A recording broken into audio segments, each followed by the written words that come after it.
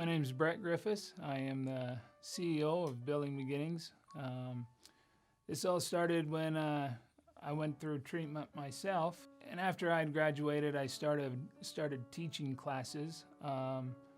And as I was teaching classes, I would notice that a lot of the guys would come in and talk about how they didn't have a safe place to live or couldn't find a job. I've owned a construction company for 15 years, so I decided what I was going to do is I was going to start taking some of these guys to work with me and teach them what I knew. As I seen those guys grow in their recovery, I decided, I need to find a team that can help me expand this, and that's when I had met Ryan Hymas. I'm Ryan Hymas. I'm the executive director of Building Beginnings. Building Beginnings is a nonprofit company that we started to help guys that are in recovery from drugs and alcohol. A lot of the companies say they don't hire felons, but we've got a lot of these companies to hire felons because they've got to know the guy is who he is today instead of who he was. This company kind of came about organically. Brett Griffiths and myself started talking about just giving every single guy that's in recovery that actually wants to stay sober, we're going to give them a job.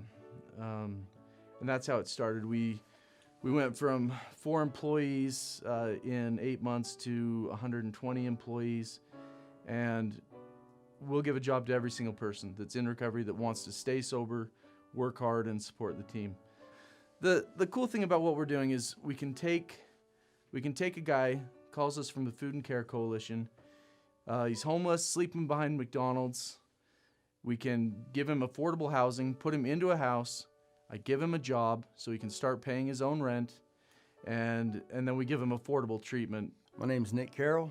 I'm 38 years old, from Taylorsville, Utah, and let's see. My background is, this is kind of what I bring. My background was a lot different than these guys, even though my drug use and my criminal activity, they go hand in hand. So I started all that when I was 11 years old, started hanging out with gangs, and and it kind of progressed through that from that time on. And now I'm almost 40, and so I spent 26 years in addiction and hanging with gangs and committing crimes, and that was my lifestyle. So I've done 8 years in prison, and I've been in treatment 20 times.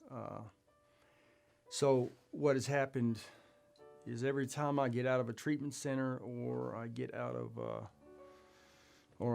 prison, I come back home and I think, oh, I got the world, in my hand, and I can conquer anything. I have a really positive attitude. I can't get a job because I don't have an employment history. I've got a criminal history that's as big as the Bible. The whole model is that we go to work together. Nobody has a car, so we get up at 5 and start driving people around.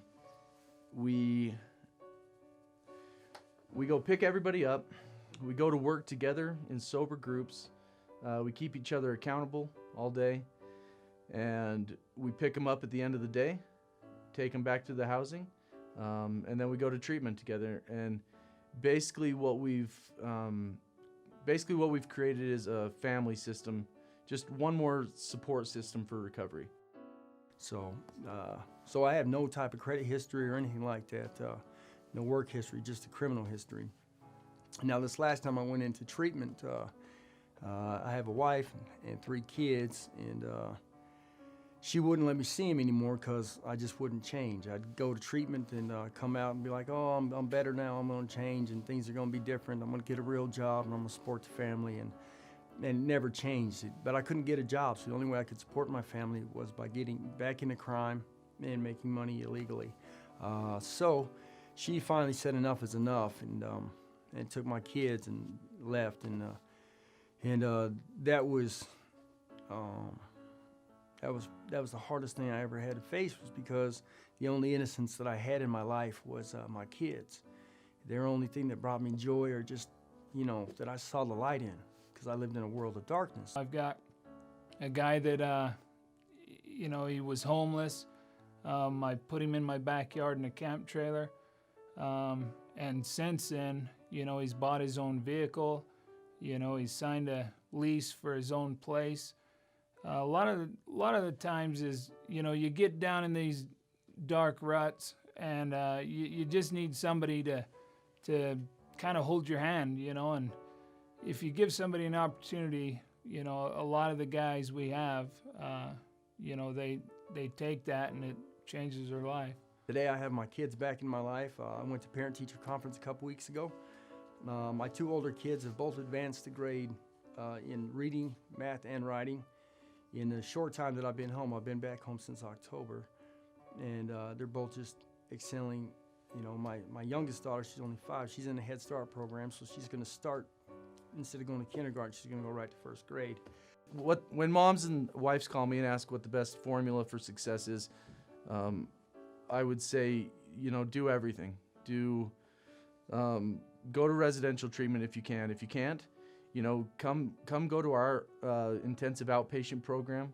Go to work with our guys, live with our guys.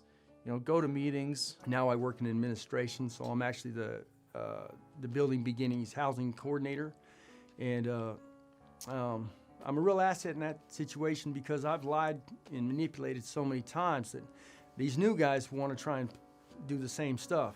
Well, I've said all those stuff before, so they really can't get over on me, and it really puts makes a positive impact on the guys coming up. Shows them that, hey, you're going to do things the right way, and we're going to be here to support you every step of the way. One thing we focus a lot on in the company is building relationships. You need to have new friends. The ones you've been hanging out with are not the ones you want, and so we spend a lot of time going out as a group. We throw a company party, every 2 months, just to build the relationships with each other so we can give you a new set of friends. I'd say it's nearly impossible to get on your feet in early recovery unless you have somebody giving you a hand. And that's what we're trying to do. I've got a new social circle of friends that I can call on and I can ask for help, or I can say, hey, I'm struggling, or this is overwhelming me. And they can walk me through it, or they come pick me up and take me to a movie, and where I don't have to resort back to the negative things that I used to do and get through stuff.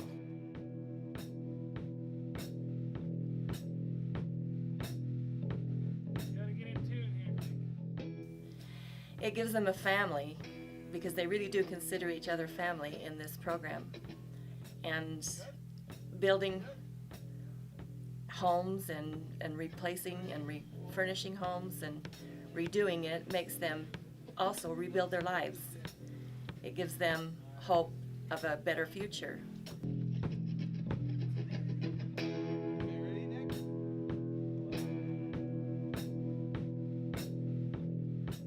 We really like to give back to our community, so we've started a graffiti cleanup to kind of give back to our community that we've torn up.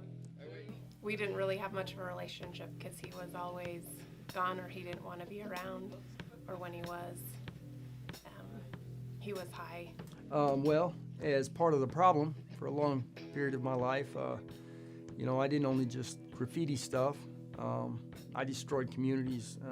I raised crime in every city I touched, and I don't say that because I think I'm cute. I'm not proud of that, but today I get to go into police stations and city halls, and I get to meet with mayors and high-ranking police officers, and I get to apologize, and I get to make amends for the destruction I caused. But we've got the graffiti cleanup now, so I get to help rebuild the communities that I once destroyed, and I also get to rebuild relationships with peace officers who put their lives on the lines to protect from people that I used to be. He has that opportunity to do better. He comes around more. It's like we have our brother back.